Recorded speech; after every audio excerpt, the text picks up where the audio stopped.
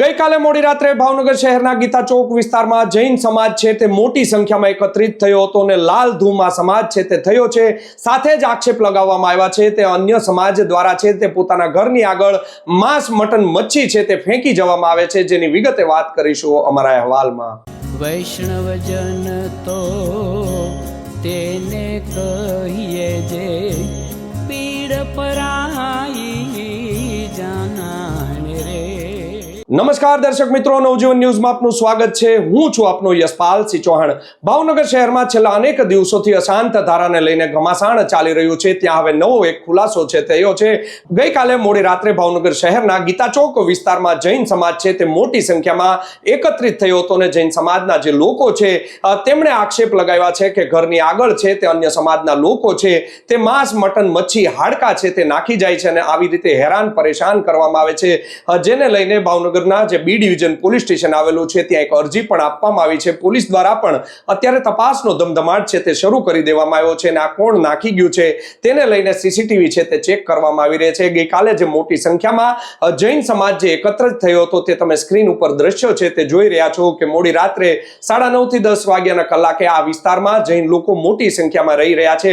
કૃષ્ણનગર હોય, મહિલા કોલેજ વિસ્તાર છે, ગીતા ચોક વિસ્તાર છે, ક્રેસન્ટ વિસ્તાર છે, ત્યાં જૈનોની બહુ જ મોટી સંખ્યામાં વસ્તી આવેલી છે અને જૈન સમાજ છે તે લાલધૂમ થયો છે। સાથે જ ચીમકી આપી દેવામાં આવી છે કે જો આ વસ્તુ છે તે અટકાવવામાં નહીં આવે, સાથે જ અમારો જે વિસ્તાર છે ત્યાં અશાંત ધારો લગાવવામાં આવ્યો છે, તે અશાંત ધારામાં જે મિલકત તબદીલી થઈ રહી છે તે અટકાવવામાં નહીં આવે તો આગામી સમયમાં છે જૈન સમાજ ઉગ્ર આંદોલન કરી શકે છે। અને સાથે જ ચીમકી આપી છે કે આવતા સોમવારે છે તે જૈન સમાજ ગીતા ચોકથી કલેક્ટર ઓફિસ સુધી મહારેલી કાઢવાનું આયોજન પણ કરી દેવામાં આવ્યું છે।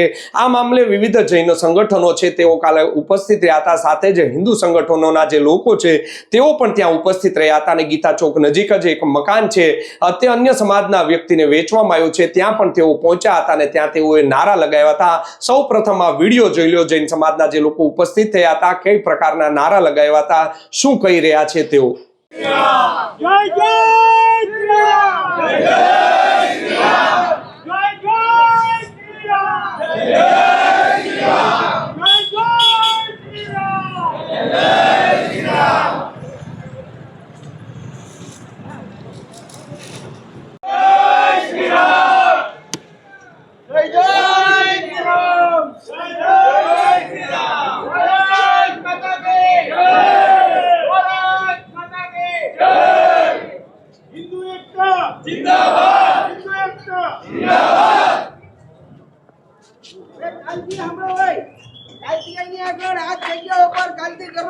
ભેગા થવાનું છે। આવશો બધા? દરરોજ એવરીડે જ્યાં સુધી આ ઘર ખાલી ન થાય ત્યાં સુધી આપણે બધા રાત્રે અહીંયા આવવાનું બેઠવા માટે। બરોબર? તો આપણે વિડીયોમાં જોયું તેમ જૈન સમાજ છે તે લાલધૂમ છે, ખૂબ જ રોષ છે તે પ્રગટ કરી રહ્યા છે। આ મામલે જૈન સમાજના જે પ્રમુખ છે જયુભાઈ ટાણાવાળા, તેમનું પણ એક નિવેદન સામે આવ્યું છે। શું કહી રહ્યા છે તેઓ પહેલા તેમને પણ સાંભળો। આજે અહીંયા અમારી કૃષ્ણનગર સોસાયટીમાં આપણા હિન્દુ સંગઠનો વાળા બધા હિન્દુ ભાઈઓ ભેગા થયા। આપણા આ એરિયાની અંદર આપણા હિન્દુના ઘરની સામે મુરગીના ટાંટિયા અને મટન એવું નાખ્યું અને એનો કાલે આપણે એસપી સાહેબને એને વિનંતી કરી એટલે એ લોકો આવ્યા અને આ બધી તે મહેનત કરી અને આજે બધા ભેગા થયા અને સોમવારના દિવસે આપણે એક મહારેલી લઈને કલેક્ટર સાહેબ, કમિશનર સાહેબ, ડીએસપી સાહેબ દરેકને મળવા જવાનું છે, તો દરેકે ખાસ પધારવા વિનંતી। ખાસ શું આજે નિર્ણય લેવાનો છે? આજ નિર્ણય લેવાનો કે રોજ રાત્રે અહીંયા બધાએ ભેગા થવું અને સોમવારના દિવસે રેલીમાં બધાએ પધારવું। જયુભાઈ, જૈન સમાજના જે રાજકીય લોકો છે, ખાસ કરીને કુમાર શાહ આજ વિસ્તારમાં રહે છે, ભાજપના નેતા છે, કેમ આજે હાજર નથી તેઓ? કોઈ કામના હિસાબે બહાર ગયા હોય એ આપણે આમંત્રણ આપ્યું હતું? આમાં આમંત્રણ કોઈ ન દેવાનું, આ બધું હિન્દુનું છે, ગમે હિન્દુની ફરજ બને એને ફરજિયાત આવવું પડે। આગામી સમયમાં જો આ વસ્તુ છે તે અટકશે નહીં, તમારી માંગ નહીં સ્વીકારવામાં આવે તો પછી ગાંધીજીને ત્યાં માર્ગે જવું પડે, બધાને ઉપવાસ ઉપર બેસવું પડશે। આ વિસ્તારમાં કેટલી વસ્તી છે જૈન સમાજની?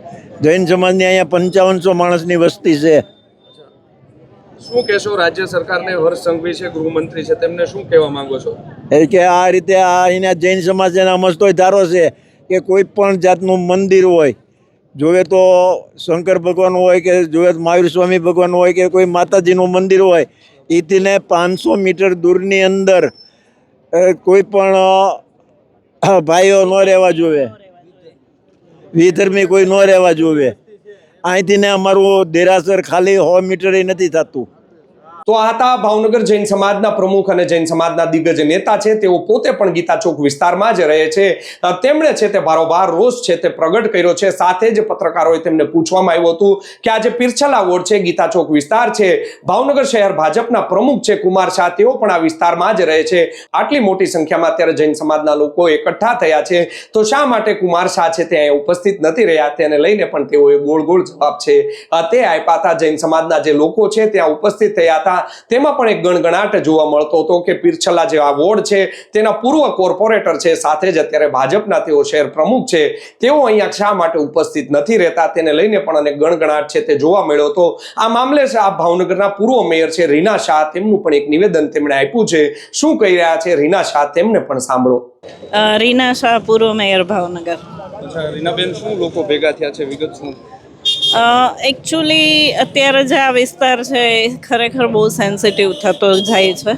અશાંતધારો લાગ્યા પછી પણ સતત પ્રયત્નો ચાલુ છે કે જેમાં વિધર્મીઓ આ એરિયામાં આવીને કંઈક ને કંઈક નુકસાની કરવી, જેમાં ખાસ કરીને આ એરિયામાં ખૂબ જોરથી વાહન ચલાવવા, ગમે ત્યારે એગ્સના છિલકા અથવા કોઈ માંસાહારી પદાર્થ હોય એ અમારા ઘરની આજુબાજુમાં અથવા ઘરમાં નાખી જવા, અમારા ઘર પાસેથી એમની લેડીઝને મોકલવા, બાળકો પણ અમારા ઘર પાસે આવીને અસામાજિક તત્વ જેવા કામ કરે, આ બધું સતત પ્રવૃત્તિ આ એરિયામાં ચાલુ છે.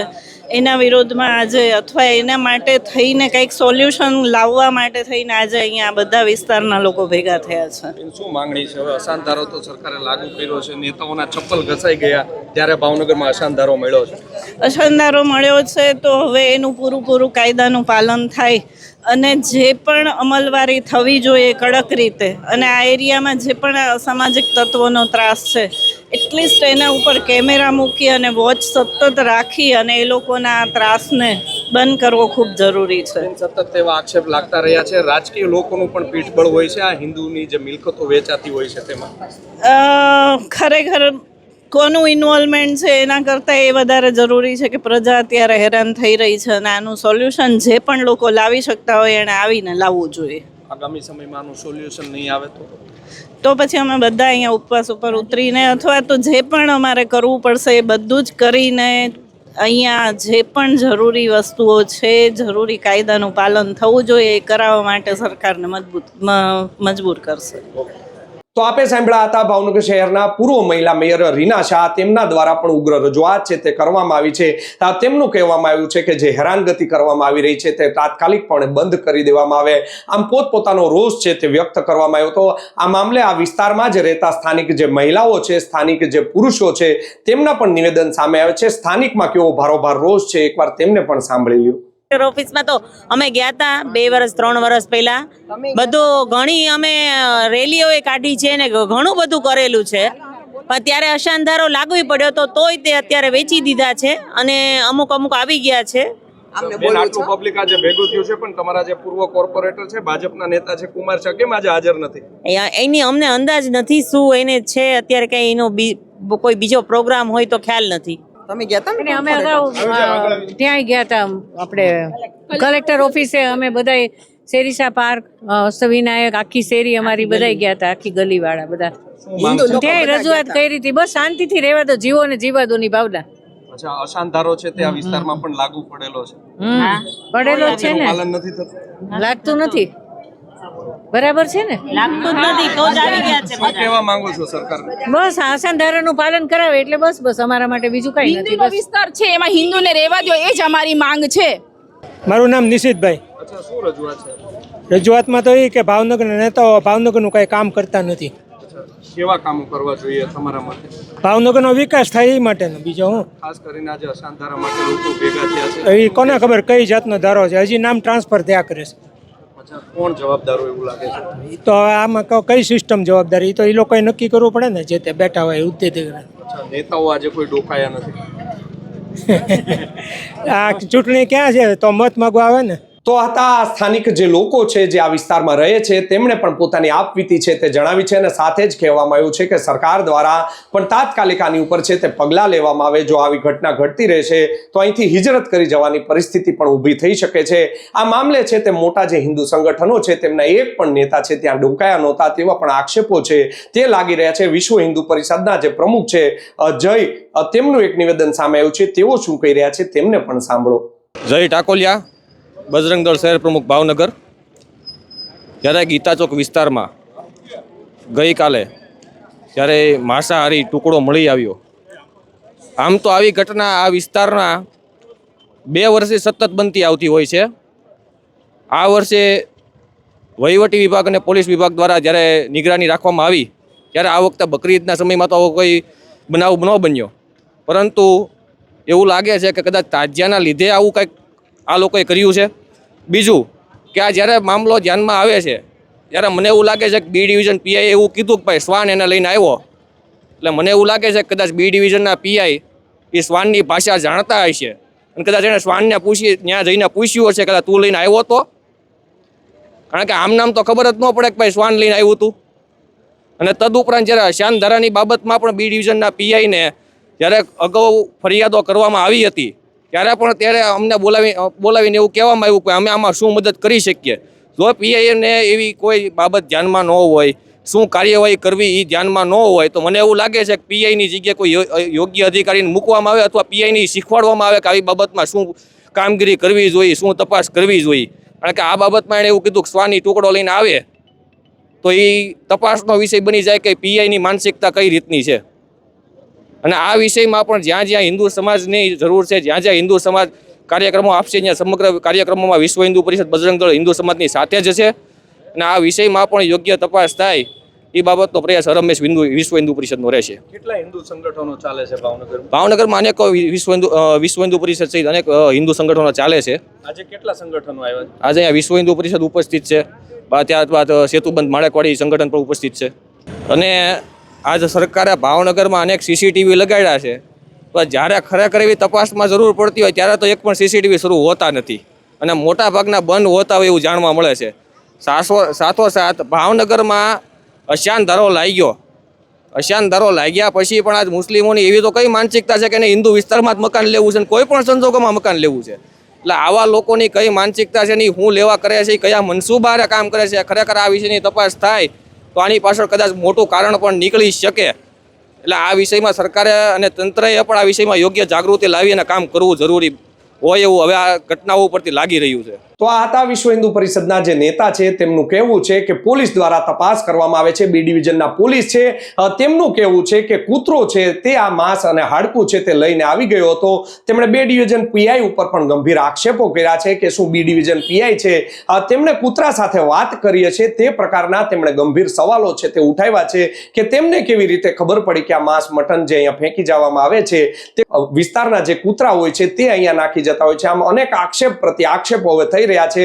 હજુ ભાવનગર શહેરમાં જે અશાંતધારામાં મિલકત તબદીલીને લઈને જે અનેક ગુનાઓ નોંધાયા છે, મિલકત તબદીલીનો એક મોટો કાંડ છે તે ભાવનગરમાં સર્જાયો હતો તે હજી શમ્યો નથી. ત્યાં વધુ એક અશાંતધારાના જે આ વિસ્તાર આવેલો છે તેમાં એક નવો આ વિષય છે તે શરૂ થયો છે અને આ વિષય છે તે ખૂબ જ ઉગ્ર બની શકે છે તેવું પણ સ્થાનિક લોકો કહી રહ્યા છે. સ્થાનિક નેતાઓ એક પણ ડોકાયા નહોતા, પરંતુ ભાવનગરના જે પીરછલા વોર્ડ નંબર 6 ના જે કોર્પોરેટર છે તેના કોર્પોરેટર વૈભવ પારેખ છે તે ત્યાં ઉપસ્થિત રહ્યા હતા. સાથે જ તખતેશ્વર વોર્ડના જે કોર્પોરેટર છે વૈશાલી કનાડિયા તેઓ પણ ત્યાં આવ્યા હતા અને જ્યારે આ સમગ્ર જે ઘટનાક્રમ સર્જાયો હતો, જે લોકો એકઠા થયા હતા, જે જ્યારે ત્યાંથી છૂટા પડી ગયા હતા, ત્યારે મોડેથી ભાવિક મણિયાર છે કોર્પોરેટર તેઓ પણ ત્યાં આવી પહોંચ્યા હતા તેવું પણ લોકો છે તેઓ કહી રહ્યા છે. હવે જોવું રહ્યું આવતા સોમવારે મોટી જે રેલી છે તે જૈન સમાજ ભાવનગરમાંથી કાઢવા જઈ રહ્યો છે તેમાં કેવા નવા ખુલાસા છે તે થઈ રહ્યા છે.